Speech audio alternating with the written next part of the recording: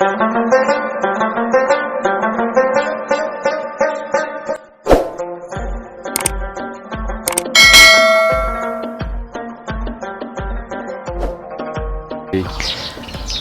5 کارونو څخه ډډه وکړه.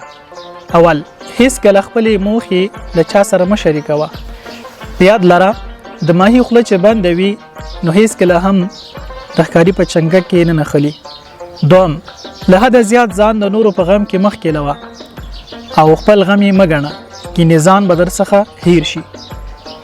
دریم، هیڅ وخت له چا سره بې اندازې صمیمي کېږه مه او نه له حده زیات چا پورې ځان تړه ځکه چې بیا در څخه استفاده کیږي. څلورم، څومره چې کولی شي له چا پیسې قرض مه اخله او بې دلیله چاته زیاتې پیسې هم مه ورکوه ځکه پیسې کولی شي دوستي له منځه یوسي. پنځم، د خپل معاش او پیسو څخه زیات مصرف مه کوه کینې فقیر بشي.